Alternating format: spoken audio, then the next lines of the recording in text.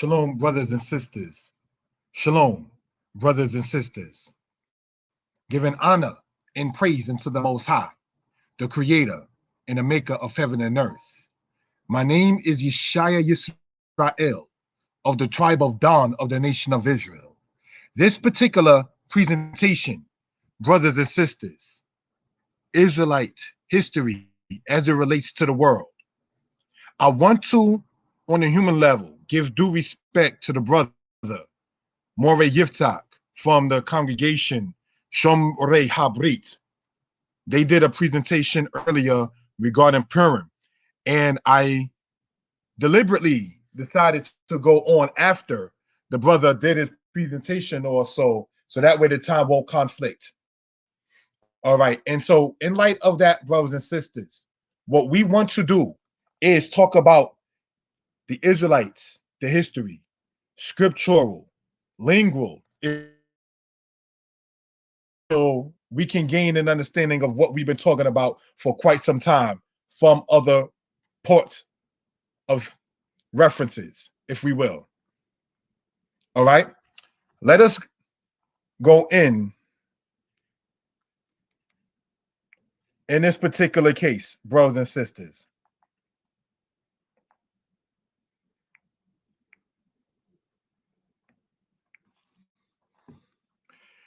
Israelite history as it relates to the world.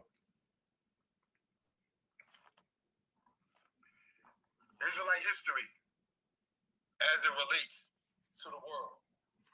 All right, making sure my volume was good on my end. Cool, let us go in, brothers and sisters.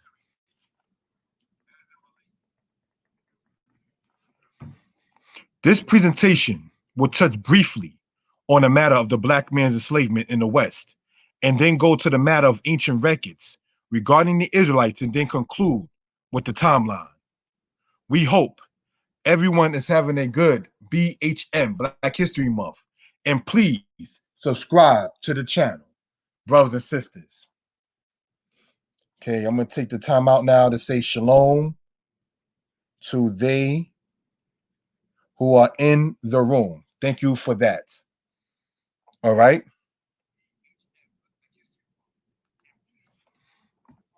What we're looking at here, American slavery, on Tuesday, October 8th, 1839, Moses Roper, who made his escape from slavery, will address in the public rooms, Jarrett Street Hall, in regards of enslavement in the United States of America. So, brothers and sisters, this is something that we want to go in and talk about for edification purposes. Let us go on, if we will. Portugal and Charles V. Portuguese traders had introduced African slaves to Europe, starting with Portugal's exploration of the west coast of Africa in the 15th century.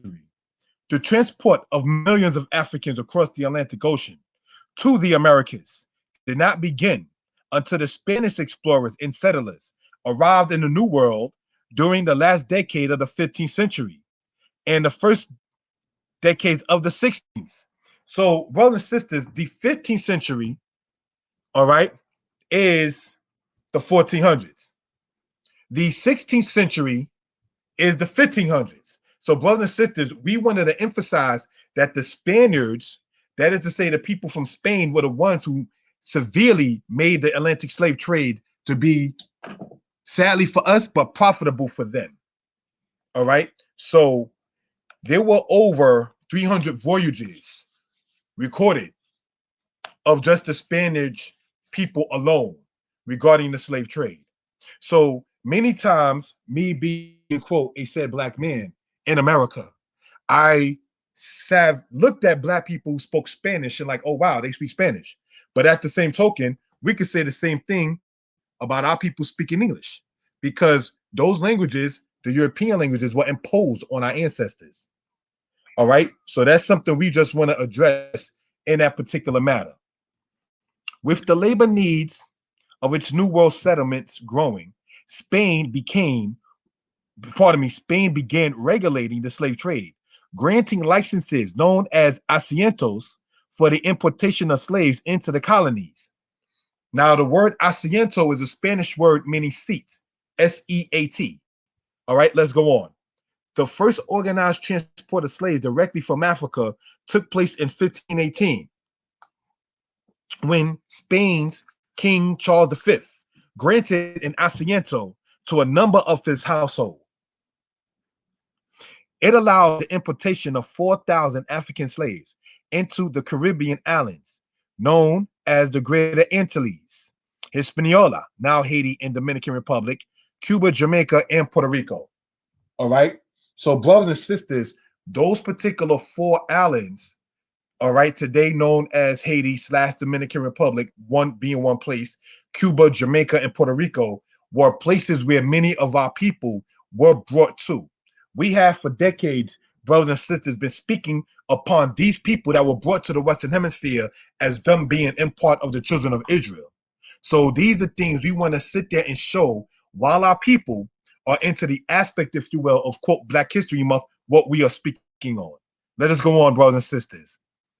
Whom you're looking at here in this particular case is Charles V and the asiento. The asiento, a contract for allowing the subjects of Great Britain the liberty of importing Negroes into the Spanish America. John Hawkins is a person that is commonly referred to as using this thing here called the asiento to sit there and get his enslavement done.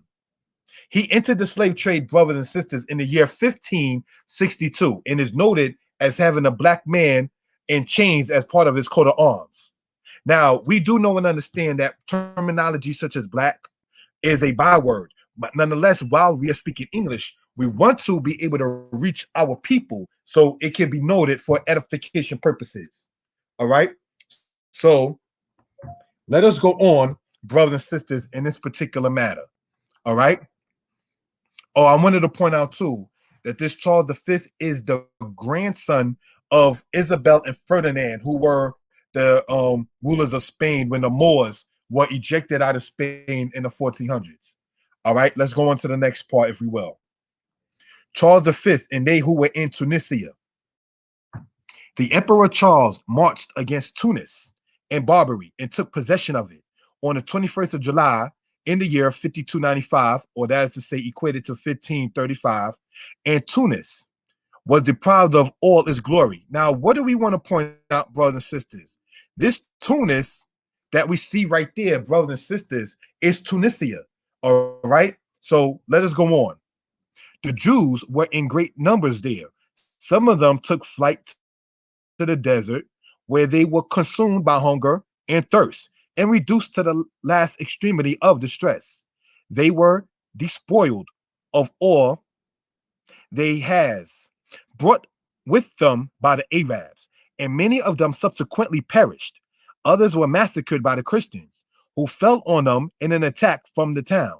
Others again was carried into captivity by the conquerors without anyone coming to their aid in the day of divine wrath. So, brothers and sisters, this right here, you can go and research this kind of information yourself.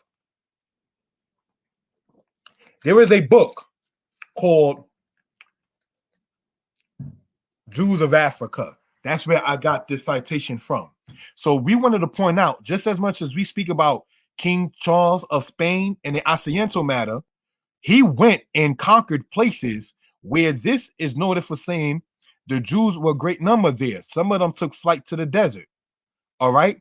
So Tunisia is where Carthage was. We have gone over on this channel about the people in the land of Carthage who were of the house of Israel. Carthage, Tunisia. Now, for those who are familiar with what is referred to as the Kitos battle, Kitos, that was fought between the Israelites and the emperors of Rome when the Israelites that were in Libya and in Tunisia wanted to get back into their land of Jerusalem. So these are things, brothers and sisters, we want to point out for edification purposes. Let's go on, if we will, to the next part. Anthony Johnson matter. Some don't know. Let us go in. Now, we're going to read, brothers and sisters, this here. The first slave owner in America was not only a black man, he went to court and demanded it. Now, this is a meme, brothers and sisters, that I actually saw that somebody posted online. So let's read this and decipher what we can gain.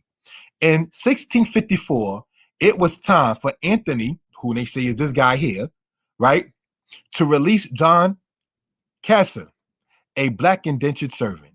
Instead, Anthony told Casser or Casser, whoever, he was extending his time. Casser left and became employed by the free white man, Robert Parker. So now let's look at this here.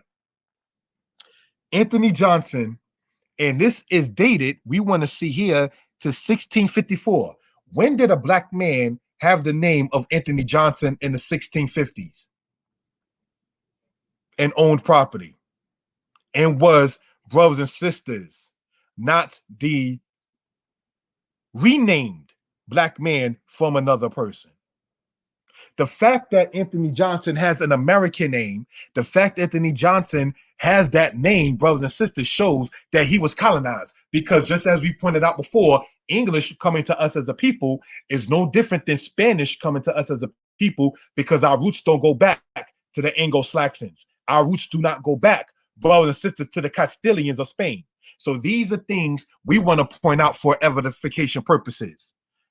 Anthony Johnson sued Robert Parker in a Northampton court in 1654. In 1655, the court ruled that Anthony Johnson could hold John Casser indefinitely. The court gave judicial sanction for blacks to own a slave of their own race. Thus, Casser became the first permanent slave and Johnson the first slave owner. Now, let's look at that right there, brothers and sisters. Let us look at this right here.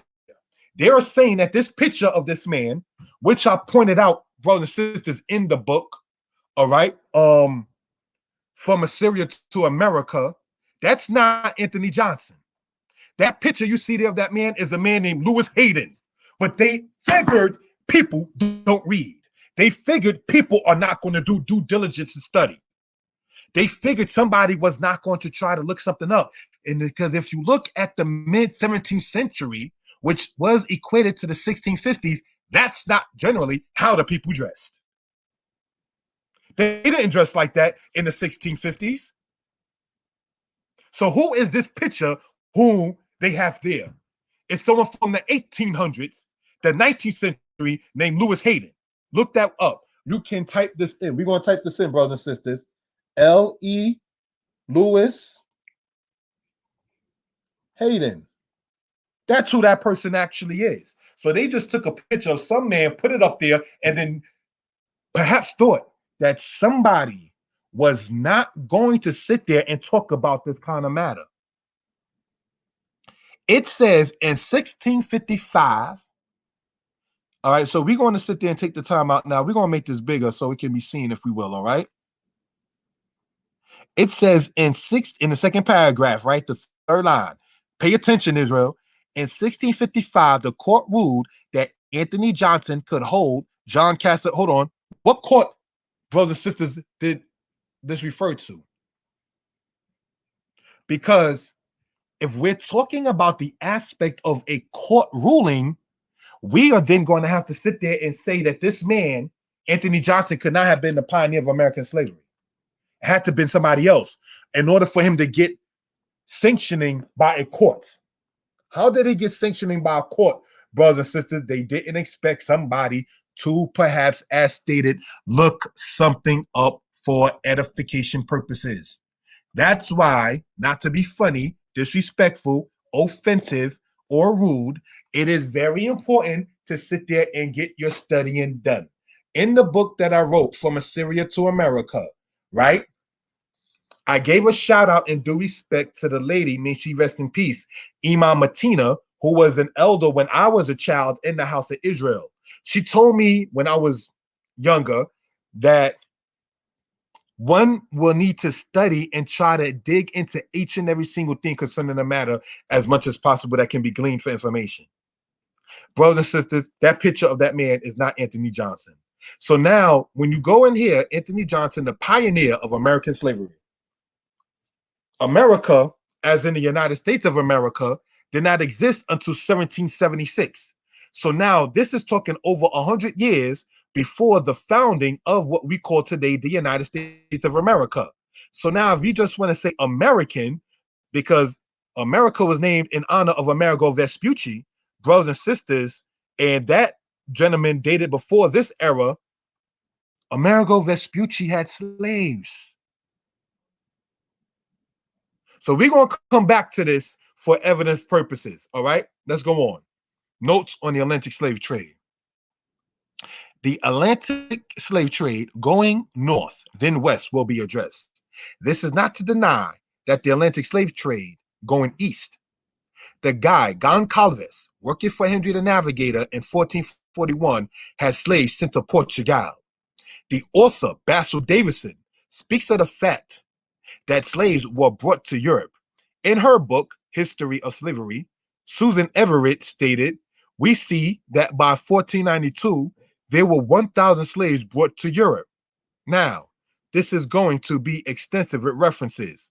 According to Franklin, in his book, From Slavery to Freedom, we see that slaves were in Cuba since 1506. According to Cowley, in his book, Black Cargoes, A History of the Atlantic Slave Trade, we see that the first slaves in what is now called the United States can be dated back to 1526. Hold on, let's look at this right here. Remember we spoke about this guy here, Charles V? And remember when we spoke about this Asiento? And remember, brothers and sisters, when we spoke about the aspect of John Hawkins? These names become important in what we're talking about for reference purposes. Let's remember that. Now let's go back here. According to Cowley in his book, Black Cargoes, A History of the Atlantic Slave Trade, we see that the first slaves in what is now the United States was in 1526. That was by Lucas Vázquez alone. I'm going to type that name in. Look up that when you get the chance. All right, Lucas. All right, alone. In 1526, he was working for the Spanish crown, brothers and sisters. And in that, he had it to where he brought slaves to what is now called North and South Carolina, before there was a United States. So what was that mean talking about? You can name the dates, the places, and the times of what we're talking about just to sit there and smash that meme that people have been using to try to say, as it says in here, what? Political correctness must die. What they're trying to do is alleviate themselves out of their own wickedness. You see, the only time when you can stand side by side with your oppressor or the oppressed is when you're oppressing someone else, shows you that there's something wrong.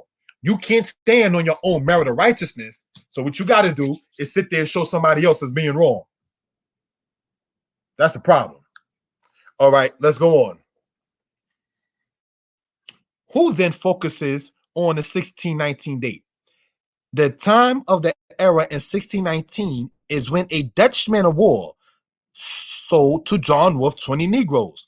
But these Negroes didn't come directly from Africa. The Dutch brought them to Virginia from Brazil. This is why it's very important, brothers and sisters, to study and to show oneself approved, as the saying goes. Brothers and sisters, in light of this particular matter here, while we're talking on what is referred to as, quote, Black History Month, type in these names, write these names. And this is why I said in the beginning, you may want to get your pen, your pad, your paper, your pencil, whatever you care to sit there and write with, because we're going to be throwing names and dates out there, brothers and sisters, for reason and purposes. Let's go on, if we will.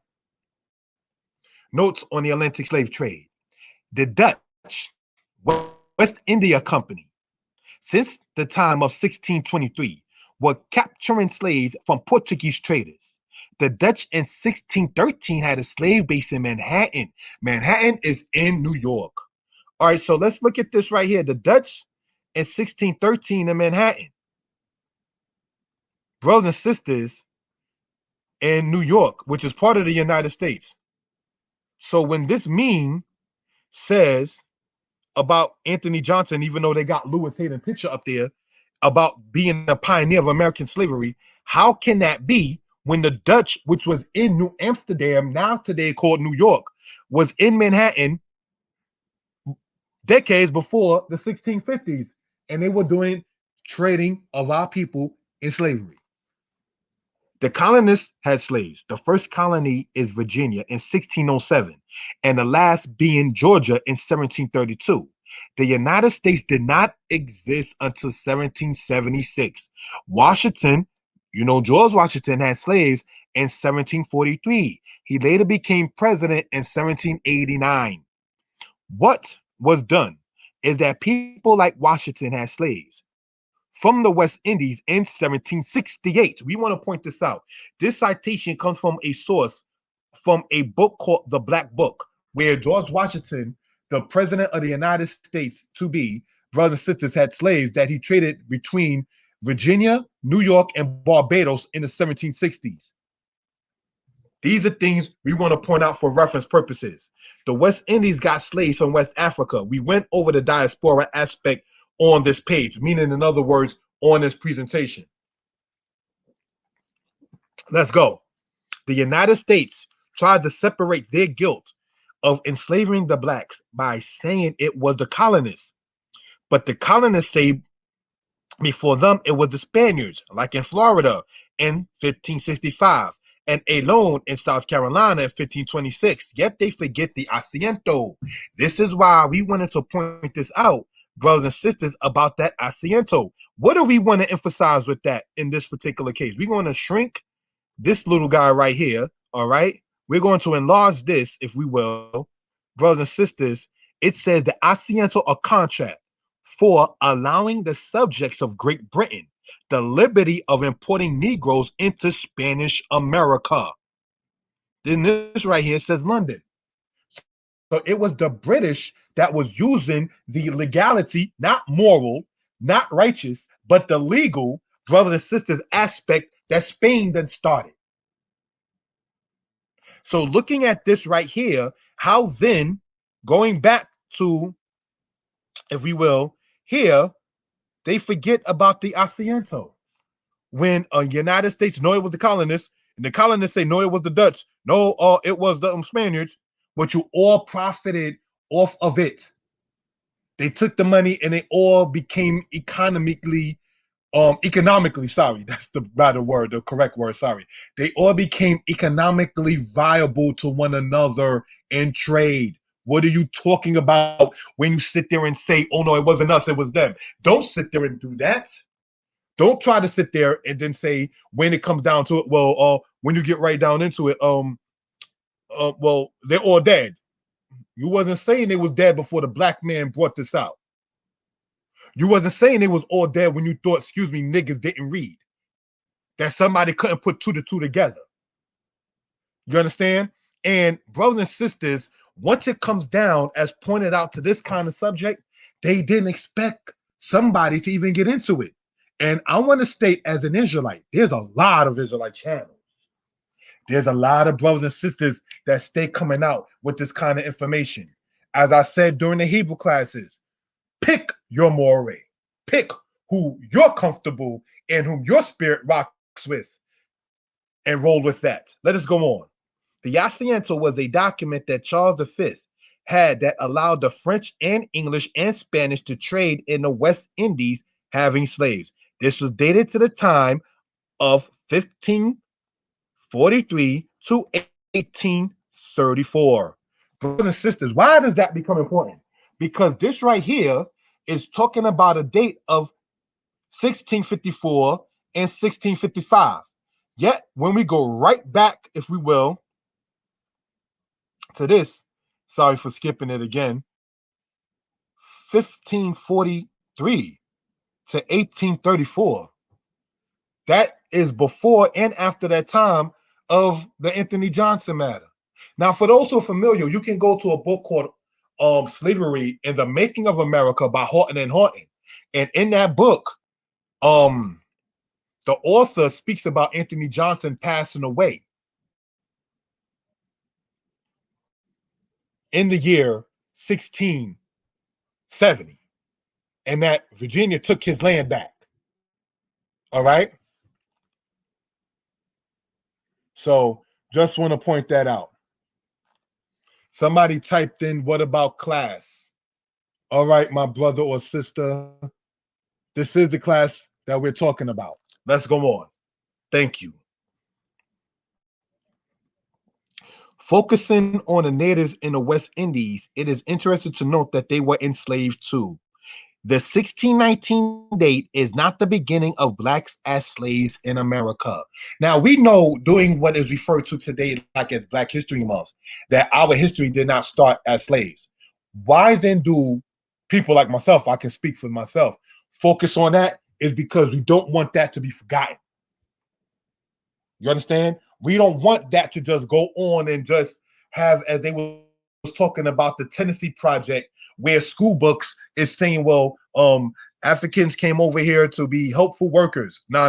We're not going that route. We want to sit there and have it to be noted, just as the creator, when I wrote the book, Israelite History as it relates to the world, I gave a list of the statues that they want to tear down in honor of the Confederacy. Somebody has to leave the record of what has been happening and what is going on, brothers and sisters, in this particular matter. All right, let's go on in this case. Notes on slavery. All right, here we go. In 1619, the 1619 date is not the beginning of blacks as slaves in America. In the year 1658, there were blacks and Indians in what is now Connecticut who struck for freedom. Why do we want to point this out, brothers and sisters? All right. In 1658, there were blacks and Indians, because you know good and well, brothers and sisters, that they who were oppressed were going to intermingle one with another. And if you do know good and well that there are many people, speaking about the indigenous or native people of this Western Hemisphere, being what you call people of color. Now, in light of that, we don't want to do the reclassification in reverse. What am I saying while I'm saying that? Brothers and sisters, in the 1700s, they reclassified, and in the 1800s, they reclassified many of the people who were what you would call today Black Indians, and just said you all black.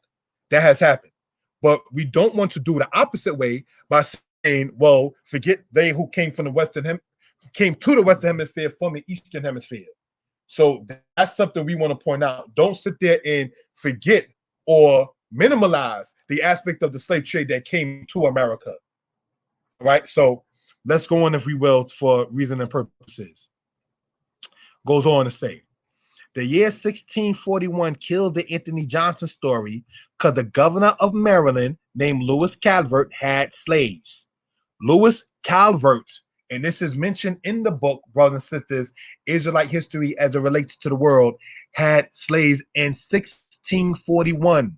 Why does that date become important? Because they want to try to say that in 1655, a black man was the pioneer of American slavery. Yet we done named governors like Lewis Calvert. We don't talked about John Hawkins. We don't talk about Lucas Vacus alone. We don't sat there and talked about Charles V. We're naming names of these kind of things. So therefore, we don't want to sit there and act like it doesn't matter. All right. Let's go on with the time allotted. The guy John Hawkins in 1562 set the English trade and captured slaves the Portuguese had in what is called lacandos. He tried, according to Franklin, in his book, Franklin wrote a book called From Slavery to Freedom, to put a dent in the Spanish operation in the slave trade. The fact remains that there were English merchants in Brazil engaged in the slave trade. Why does this become important? Because it just all goes to show that the Portuguese and the English and the Dutch, though they were competing against each other, they also worked together in certain aspects, because their common goal was to capture the people who were honestly, indigenous to the earth, to work the earth. You have to be some kind of creature to go and take another man from his land and then sit there and have him work the earth, because the earth doesn't yield to you.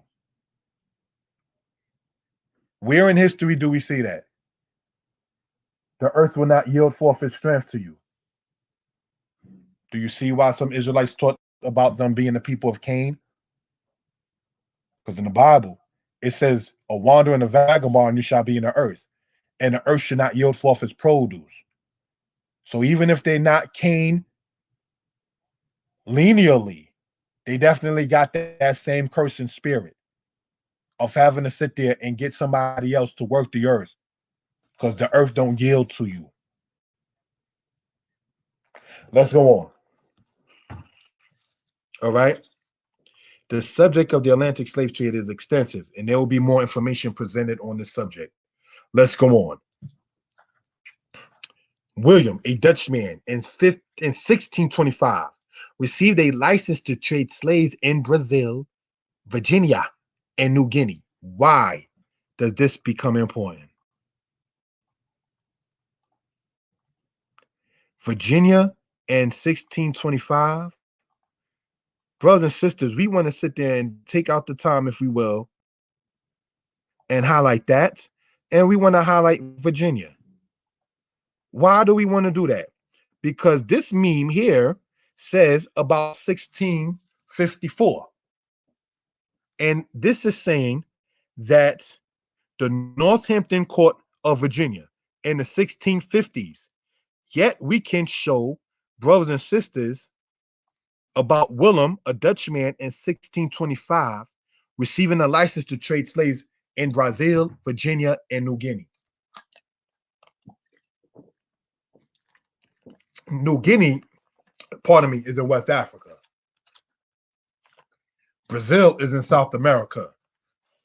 Virginia is in North America. So when we talk about the people brought in 1619, originally coming from Brazil, it's not far-fetched. Note the meme said that Anthony Johnson is the pioneer of American slavery in the 1650s, yet in the 1620s, we see one Dutchman as having a license to trade slaves in Virginia.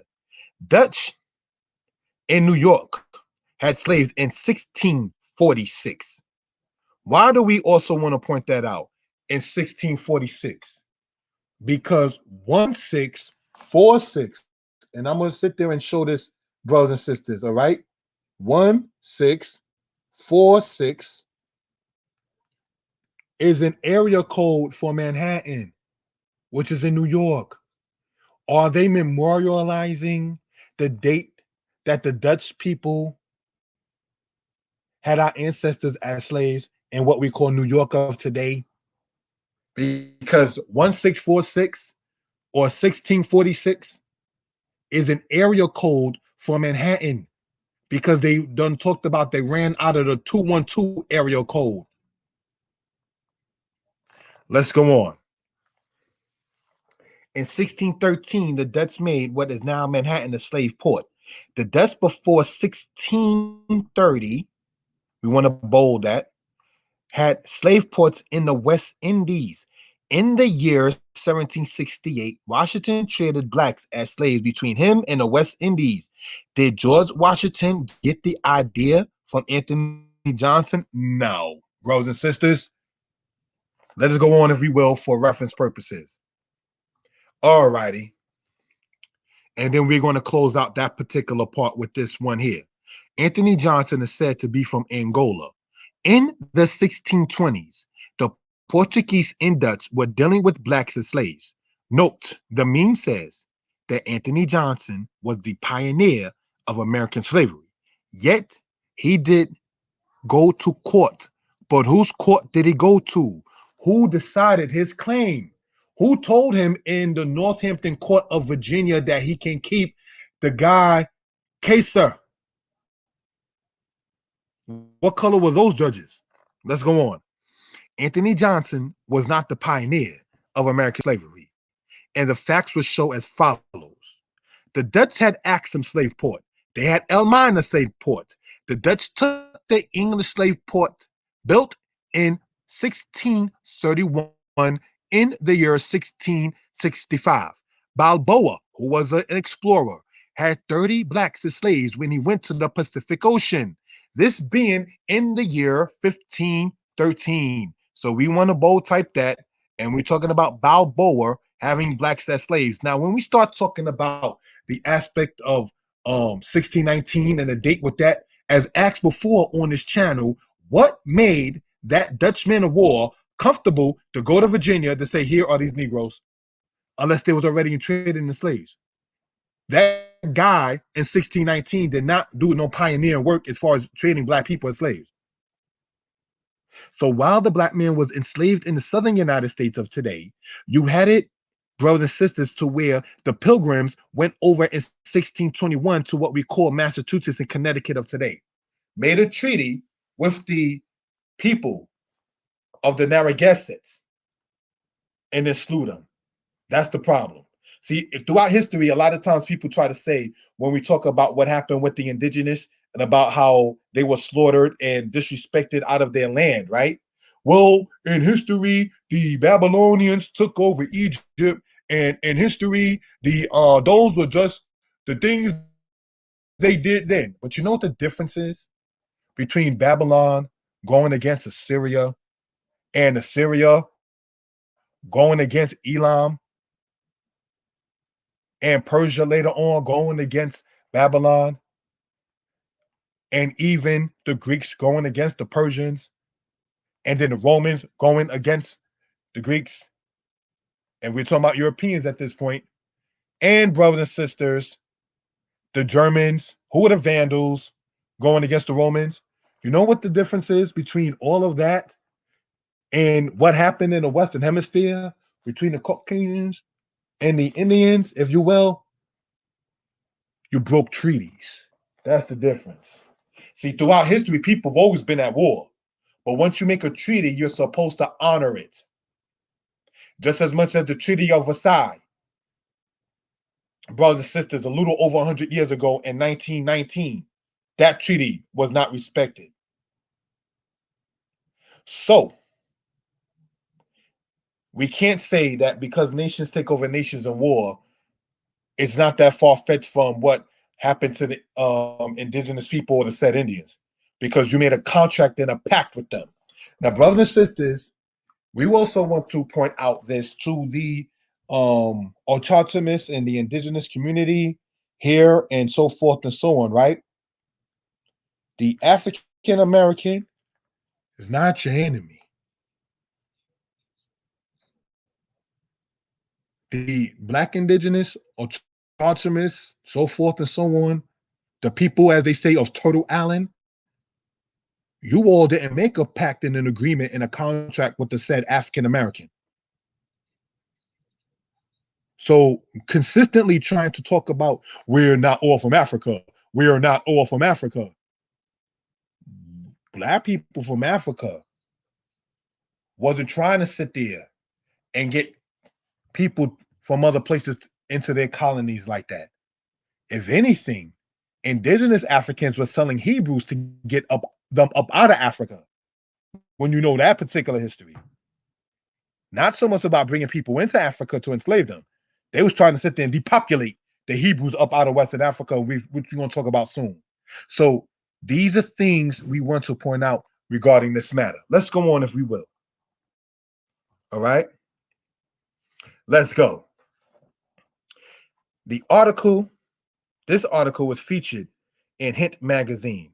Hint is Hebrew Israelite Nation Times. It is operated by Elder Tyrone Webb. Exodus 4:22. And thou shalt say unto Pharaoh, thus saith the Lord, Israel, Beni Bekori Yisrael, my son, my firstborn is Israel. Now, we want to talk about, for those who want to say regarding Black history, let's talk about the position of the nation of Israel. The son of the father is the house of Israel. And these things, brothers and sisters, we don't want to lose our detachment by relinquishing our position before the Most High by saying Israel is not the son. Don't disrespect our father like that. Let's go on, if we will, brothers and sisters. We have here in picture Rabbi Ford, Rabbi Matthew. Now, this is dated before the 1930s. Why does that become important? Because these two guys here, may they rest in peace, in New York were pioneers. Rabbi Ford had Beit B'nai Abraham in New York before 1920. And Rabbi Matthew had what we call the Commandment Keepers before 1930. Both of them in Harlem. Why does that become important? Because they didn't learn what they learned from the European, like Jewish or so. So who taught them those kind of things? The understanding of us saying that we Israel predates the Holocaust that the European Jews went through in Germany and in Poland. Before Schindler's List, there were already Israelite congregations. Before the Diary of Anne Frank, there were already people in the West of color saying that we are the true Jews or the house of Israel. So these are things we want to, brothers and sisters, point out for edification purposes. Let us go on, if we will. All right? The next part, the Israelites. The man whom you're seeing on the right side is my history teacher, Chief Simeon ben Yehuda. All right? He came from a congregation called Ben Zakim, for those who are familiar with that. All right? Branching from like out of Chicago and into New York. So I learned a lot of history from this particular elder. May he rest in peace. And as I pointed out on the other channel, the amount of history that I release and talk about still doesn't match up to the history that my teacher that you see there used to talk about. All right, so we want to just go over that for edification purposes. All right, let's look at this, if we will. This should work. We have it at 540 here. And let's play.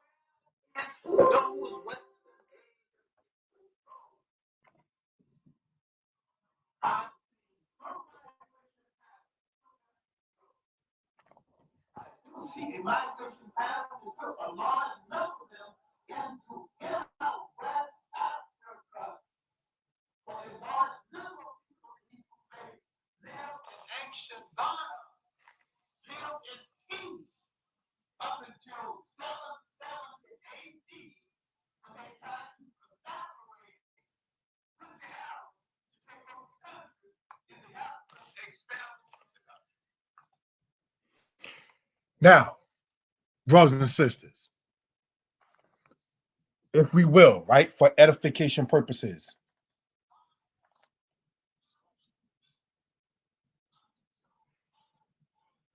we want to point out, as in that video, right? He said, where did the Western Asiatic people go? He saw no migration pattern that took them into Europe. And he said that many of the Hebrew faith went to live in peace in Ghana. Ghana's in West Africa. And then he mentioned, as pointed out in that video, in that skit, in 70 or 70 or 70 AD. So let's go back, if we will, and we're going to go back to that second, all right? 548. Let's go here and see what we see again.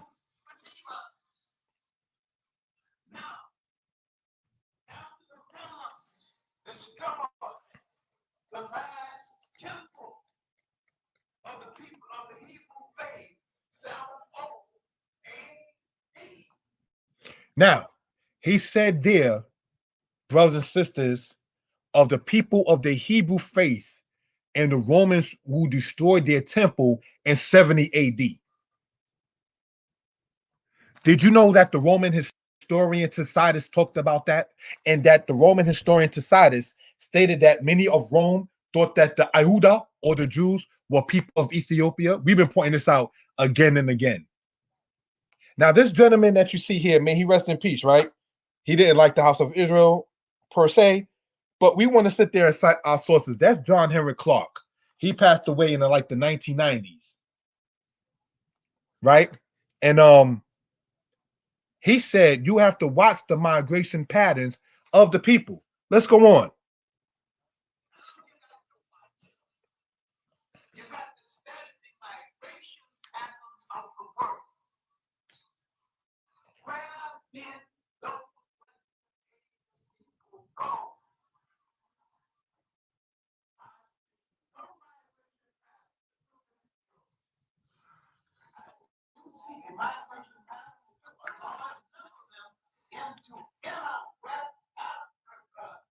Inner West Africa. Why will the people go to inner West Africa? Brothers and sisters, it's obvious. They're used to going over there. Ain't too hard to figure that out. So let's go on, if we will.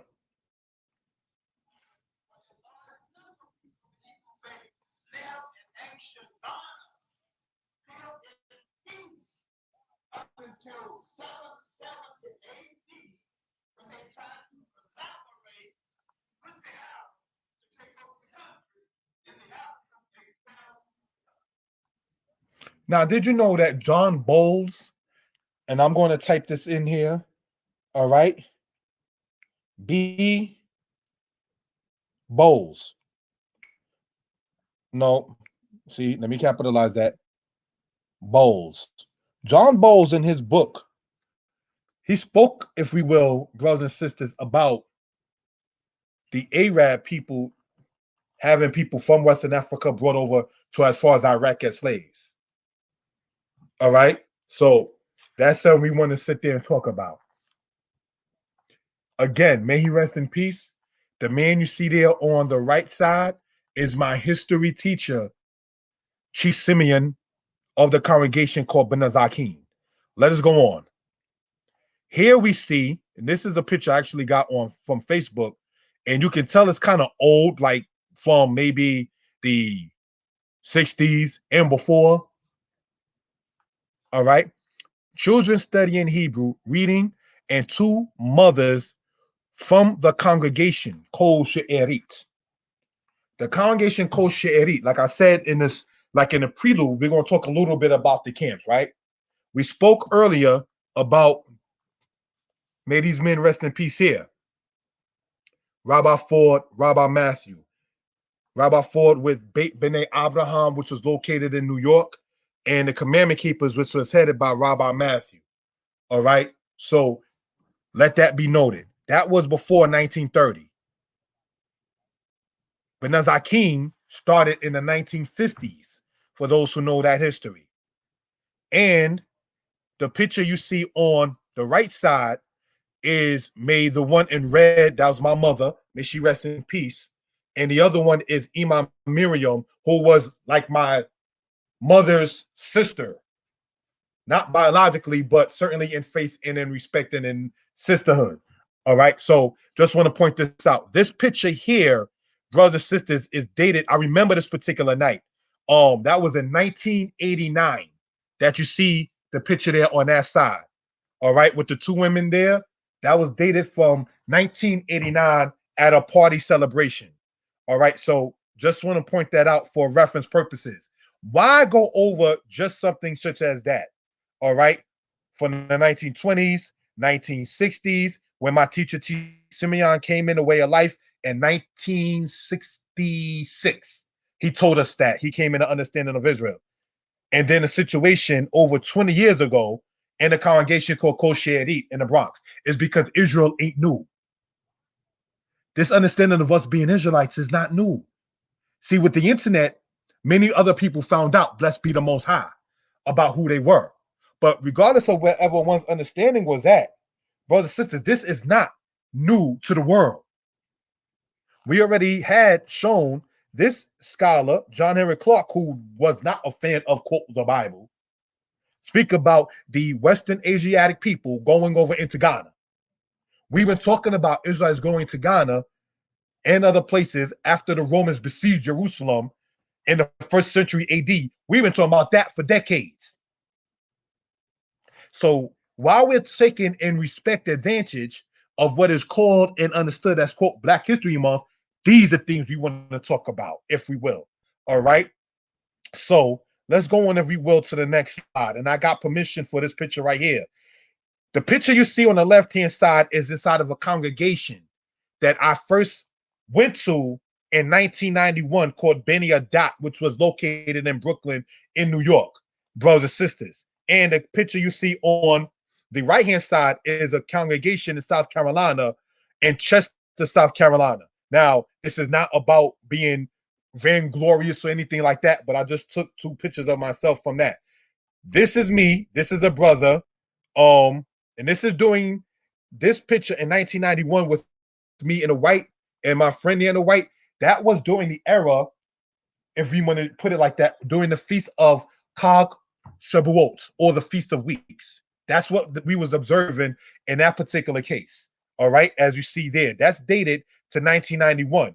And me and the brother Ezra the scribe, that's dated to like last year in South Carolina. So as stated, before these particular pictures went up, I got permission from the people. All right, just don't want to put something up and they be like, oh no, all right, out of respect. All right, so we just wanted to point that out. Somebody typed in, I'm sure the Hotep movement isn't as old. All right, now, to my knowledge, when the Israelites came from Chicago and Detroit and went over to Damona after staying in Liberia for 2 years from like 1967 and then going to the land of Israel in like 1969, right? There wasn't many people, brother, to my knowledge, talking about we Hotep and we Egyptians. The thing that is referred to as the Asar or Set Society was created after the black man went to the land of Israel in the 1960s. The whole big thing about the whole Hotep and Kemet and so forth and so on, being us over here in the Western Hemisphere, was not as wide and spread before our understanding of us saying that we were Israel. Now, let me point this out, and I probably would have made this into a PowerPoint, but did you remember when the guy, Nick Cannon, said that we're the real Jews and we're the real Hebrews? Remember when Nick Cannon said that? Now, what happened after Nick Cannon apologized for speaking truth in a nutshell? No disrespect intended, right?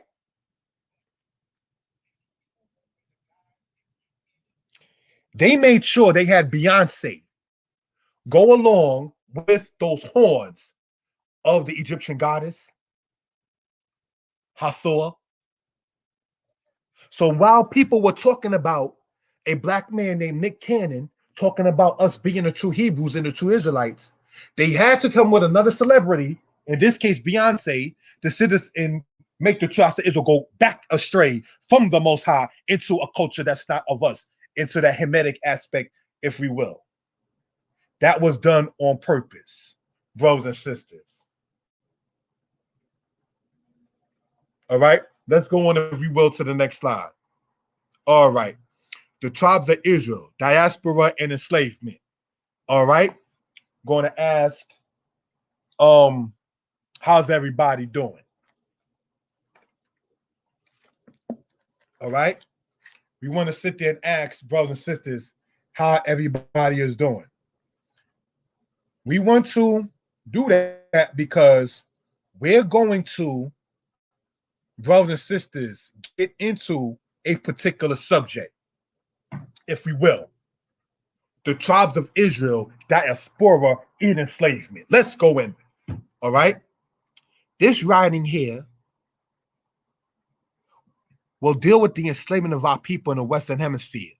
In Deuteronomy, we're going to sit there and make this enlarged. All right. Sorry about that. We're going to enlarge this a little bit.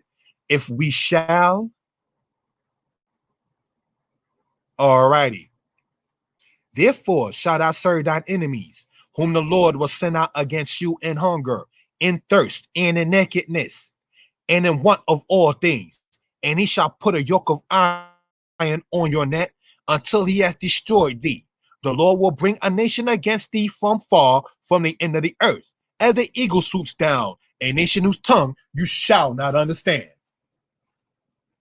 Brothers and sisters, in dealing with this particular subject, as we've been talking about Deuteronomy 28 for quite a while as Israel, right? Let us go in, if we will, this particular manner. I wanted to share this, if we will. All right? Thank you for that.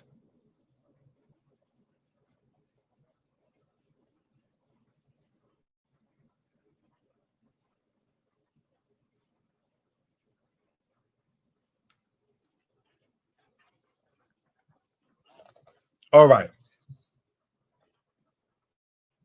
The first nation to ever involve itself in the Atlantic slave trade was the Portuguese, then the Spanish, Dutch, English, and French.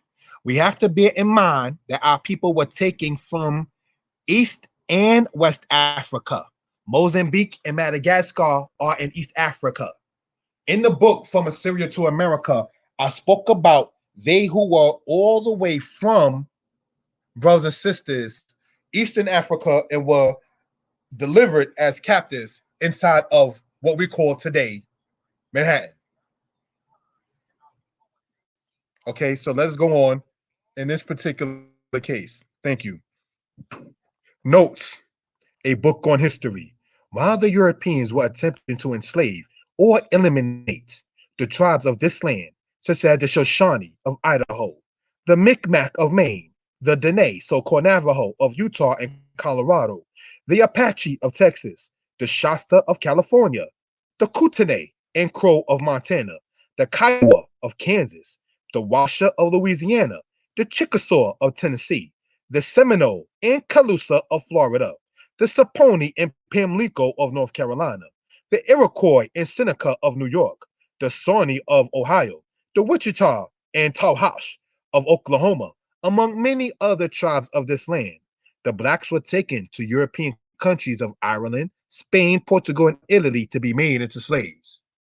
So, brothers and sisters, what do we want to emphasize and point out in this particular case, if we will, right?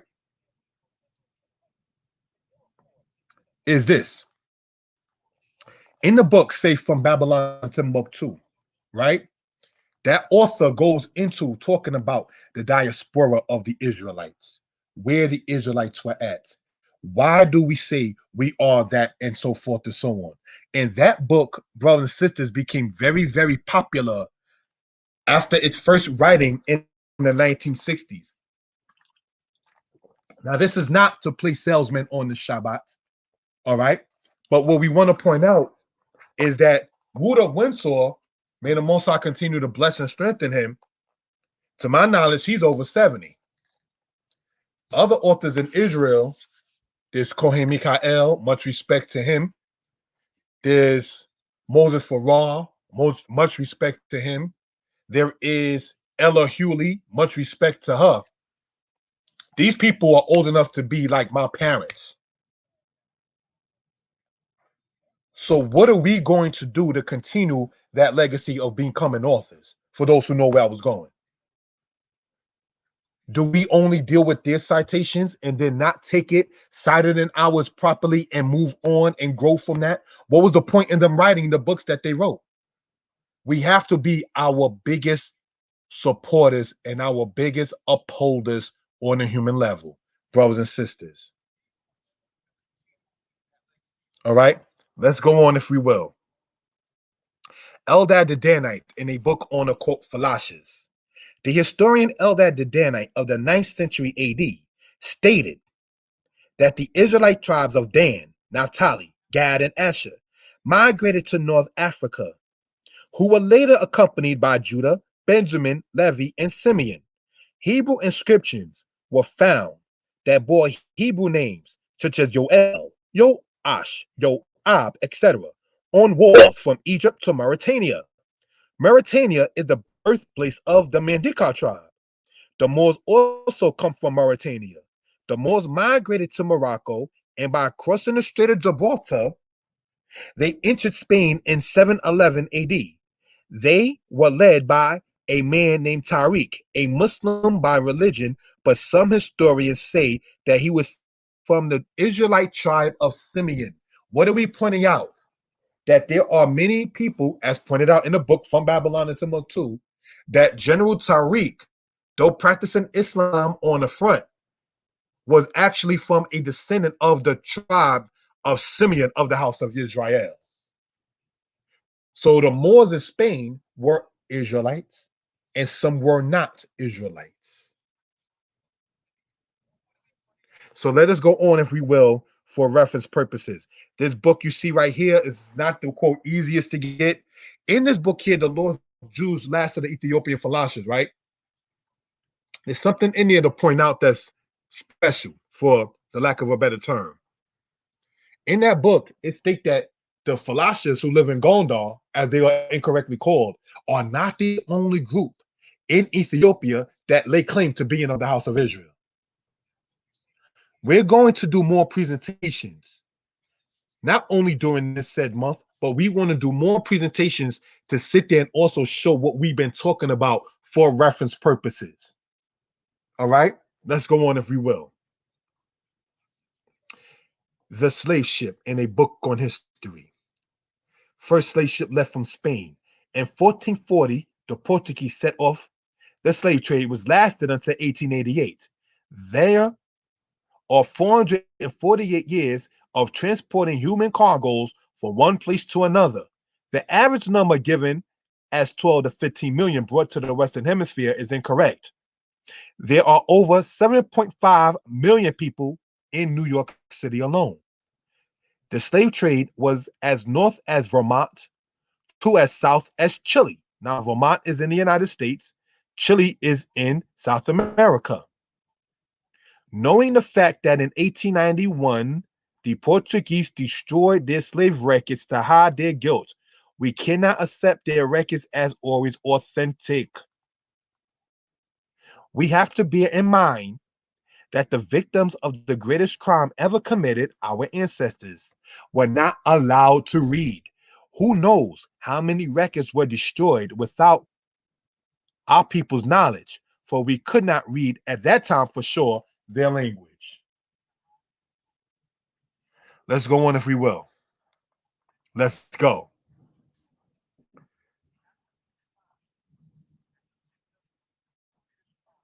Of the records we come to the following conclusions. By 1492, 1,000 blacks imported to Europe yearly. By 1537, there were 4,000 blacks shipped to Cuba, Jamaica, Hispaniola, and Puerto Rico yearly. This is part here, what we was talking about, which I'm gonna sit there and show, say in a different color. That's that Asiento thing we was talking about earlier. Between 1621 and 1623, there were 15,430 blacks shipped to Brazil by the Dutch. In 1646, blacks were taken to Manhattan to be made into slaves. 1646, as pointed out earlier, is an area code for Manhattan. In 1526, as pointed out, blacks were brought to South Carolina to be made into slaves by the Spanish. In 1619, there were 20 blacks brought to Jamestown, Virginia. Now, why do we want to emphasize this in this particular case with the 1619 date?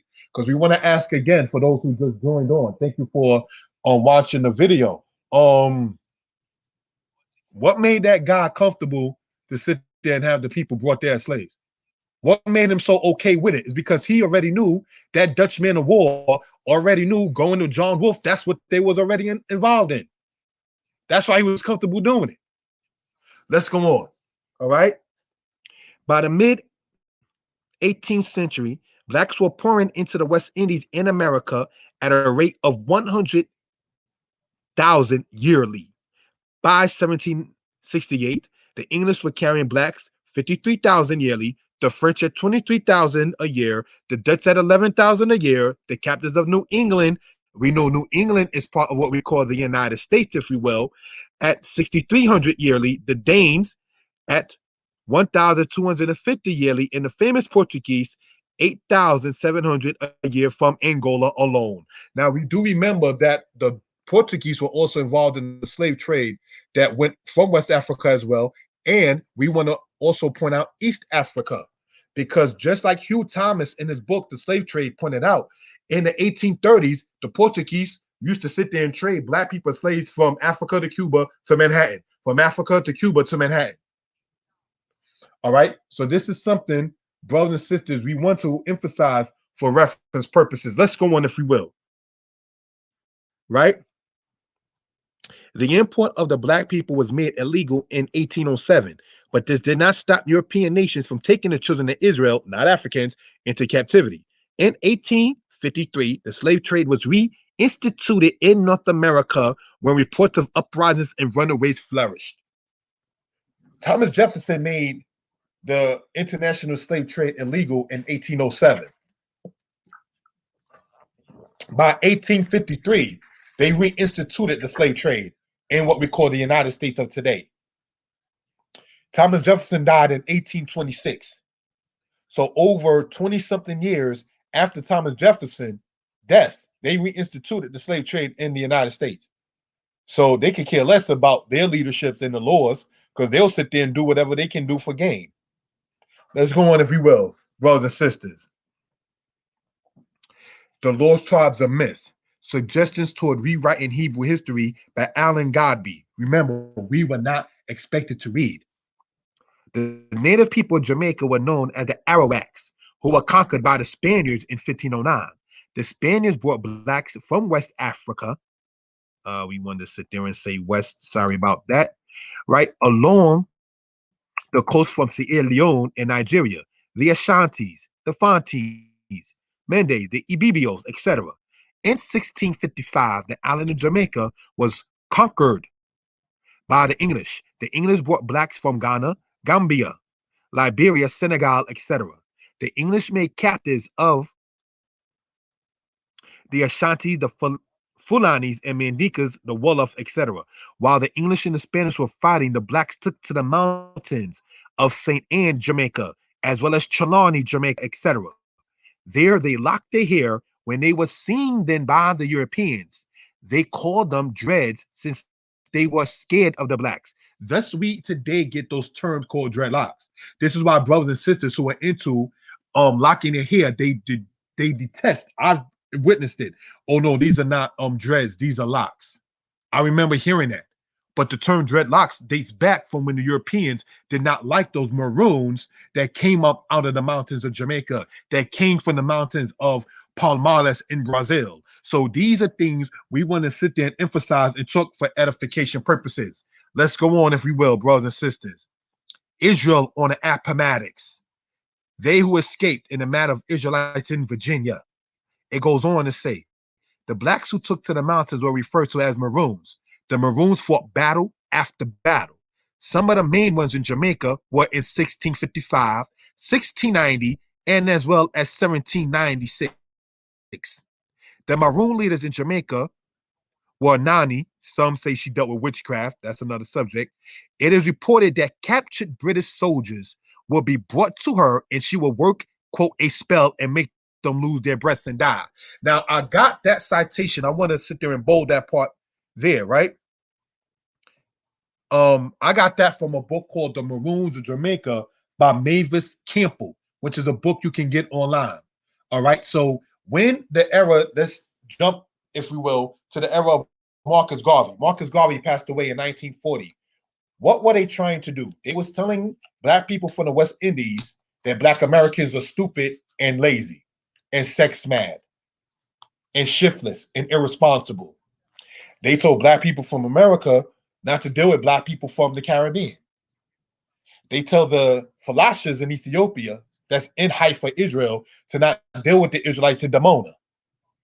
So we can see the divide and conquer that's been going on for centuries with these people. They deliberately want to sit there and not have the people to become united. So let us go back and continue in this particular case, if we will, right? Some other leaders among those in Jamaica were Cujo, Acapong, Johnny, Captain Quaco, Kufi, and Kishi. In 1760, blacks in Jamaica, 1,000 in number, led under a man Tacky fought against the Europeans. The same happened in 1765 on 17 Jamaican plantations. Now, this citation that I stated here about the matter with 1760 and 1765, I got that from a book called African People in European Holidays, A Mental Genocide by Ishaka Musa Barashango. You can get that book online. Okay, let's go on. In 1815, Igbos brought to Jamaica as slaves struck for freedom. There were three other revolts between 1823 to 1824. In 1831, the same year Nat Turner was doing what he was doing in Virginia, 20,000 blacks in Jamaica, we want to point this out, struck for freedom, led under a man named Daddy Sharp. So I've even spoken with elders and others from Jamaica, and they said, yeah, who they call Sharp, he led a rebellion against the British in Jamaica in the 1830s, which was during the same era that Nat Turner was doing what he was doing. Did you know that during the era of Tesla overture in Haiti, and then during the era of Dessalines in Haiti, brothers and sisters, many quote African Americans in slavery in the United States heard, because they wasn't allowed to read, heard about what happened in the struggle for freedom. That's why that unity, they don't want that, because they knew of the history with that. We're going to go over, brothers and sisters, create a willing tomorrow night called the Hebrew Dispersion Throughout Africa. Part of that presentation, I want to chronicleize what happened between the Israelites and the Persians, because during the era of the Second Temple, they did not want that temple to be built.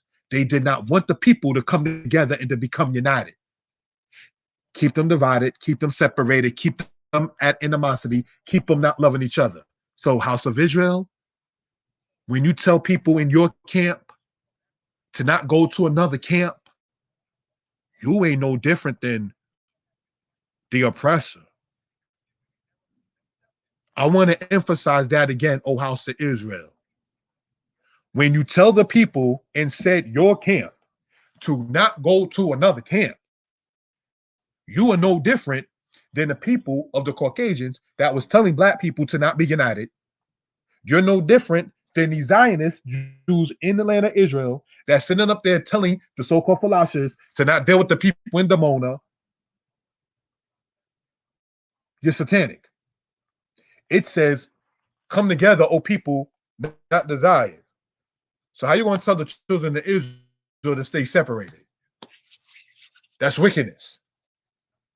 See, when Israel can understand, just like the Most High said, the nations will understand who he is as Yah, and that the people belong to the Most High, then you will not have the mentality to say, don't go to that camp or don't be around those people over there.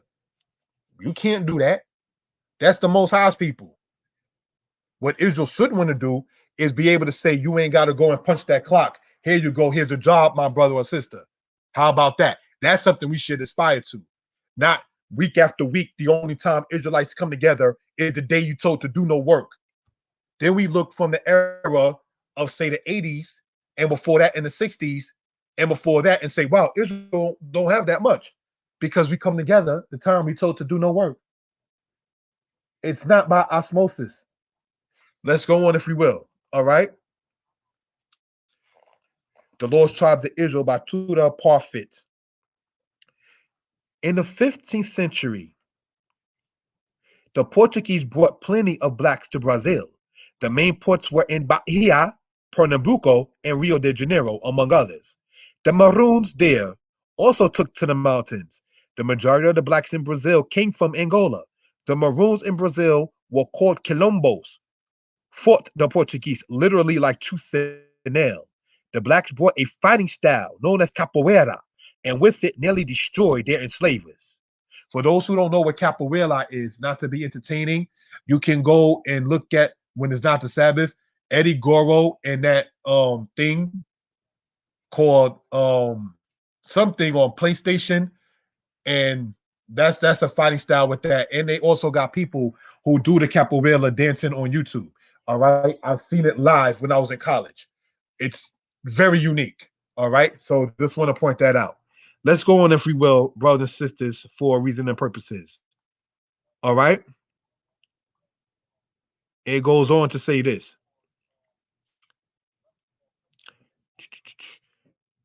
The Maroons in Brazil would dig the ground from underneath. And when the Portuguese will attempt to destroy a Maroon settlement, they would fall through the ground and get cut on lances set to kill them. Several times, they would attack the Portuguese by hiding in the trees and then slaying their enemies. One of the famous Maroon settlements in Brazil was in northern Brazil called Palmares. Some of their leaders were Astareni, Ganga Zumba, some say also their leader Zombie as Zumbi. Kamunga, among others, were their leaders. Now, all of this dates back, brothers and sisters, to some of what we would call in those days and times our freedom fighters. Why do you think many Israelites stay or recite mainly like the Old Testament? Because that's when you get Nat Turner got his mindset by reading the Old Testament. Joshua, like in the Battle of Jericho, Moses and David and Gideon, and so forth and so on. Even if you watch that movie that came out maybe 2 or so years ago, Birth of a Nation, about Nat Turner, everything that the character playing Nat Turner stated was from the Old Testament. So when we talk about, like, as pointed out earlier, the Black history in the Old Testament, which is also on this channel, please subscribe to the channel. There are reasons why such is done, if we will. All right. Goes on to say this. The Maroon settlement in Brazil was feared by the Portuguese because once a Black person was there, he or she would not make a good slave. Now, brothers and sisters, this book right here, The Lost Tribes of Israel, gets into Israelites being scattered in different parts throughout Africa, among other places. So we just want to point that out, just so some of the citations, Israel on the Appomattox, this is about Israelites that was in Virginia all the way into the aspect of the 1700s. Then this goes here, the Lost Tribes are missed. So this is why we want to point this out for edification purposes. This is not things we're just making up because we want to feel special and not just want to be a color. All right, let's go on and conclude out. The Hebrew heritage of Black Africa, Moses Farrar. We mentioned Moses Farrar earlier, right? In the 15th century, Blacks were brought to Haiti in mass quantities. As early as 1501, Blacks were seen in Haiti as slaves. In 1791 to 1803, the Blacks in Haiti, led under a man named Toussaint L'Ouverture, became the first freed Black people in the Western Hemisphere. In 1526, Blacks in Panama rose up and slew their enslavers with no hesitation. In Mexico, the slave trade was suspended due to all of the uprisings. There were Maroons in Cuba, Haiti, Jamaica, Guyana, Brazil, South Carolina, Mississippi, Florida, North Carolina, Alabama, Virginia, Venezuela, Colombia, Mexico, etc. Now, where did I get this citation from? Again, came from the book African People and European Holidays, A Mental Genocide by Ishaka Musa Barashango. So we just want to sit there and cite this particular aspect. Let's go on. Some of the Maroon people during physical slavery were Harriet Tubman, Nat Turner, Gabriel Prosser, Denmark Vesey, all in North America. Dessalines in Haiti, Daga in Trinidad, Ado in Suriname, Chamba and Paul Bogle in Jamaica, among others. So we need to stop that I'm Black American and you Black West Indian thing. The only difference is where the boat dropped you off, either in Jamaica, the other in Virginia, one in Alabama, and the last slave ship was recorded coming to North America in Alabama in 1859, the Clotilde ship, which is also mentioned in the book From Assyria to America. And that's the difference. One was dropped in Virginia, one in Venezuela. Brothers and sisters, this concludes this presentation in this particular matter. In respect, taking advantage of the fact that our people are attentive and want to hear what is referred to as Black history, it is incumbent upon us as the house of Israel to tell our people, and this is not to say it is as important as the laws, statutes, or commandments, but we want to tell the people, whether they hear or forbear, to check out the references that we've been talking about. Sit there and, if you want to quote, peer review even the books that we author. Even if you want to fact check the information that we present in our PowerPoints, do so. It is free to do so. On a human level, I want to give due respect again to the congregation online called Shomrei Habrit, headed by the brother Mora Yivtak. I want to give an acknowledgement to the congregation that helped me out greatly last year during the said pandemic, which is in South Carolina and Chester, who helped me work with the website, who helped a brother, certain things I'm not going to get into on the Shabbat, but was a definite aid to a brother in a time of need, if you will. So may the Most High bless all of them in the same manner. We want to conclude, if we will, this particular presentation, giving honor and praise unto Yah, the creator, the maker of heaven and earth. Subscribe to the channel. There will be more presentations concerning this kind of subject. All right. Remember, tomorrow, or if you will, in the morning, watch Shomrei Habrit and the teaching there. All right. And they usually close out that particular service, say about 1 or 2 o'clock. So at 2 o'clock tomorrow afternoon, Creator willing, there will be a Hebrew class on this channel because we got to get our language skills up about the gender, because there's a role for men and a role for women. So there's a way to talk to each gender. Tomorrow, 2 p.m. on this channel, Eastern Standard Time, there will be a detailed Hebrew class. And then after Shabbat, tomorrow night, there's going to be more presentations regarding this kind of subject, Judah and Persia, as well as Israel scattered in Western Africa, and more detailed citations. Shalom. Most High bless. You have a good night. Thank you for watching.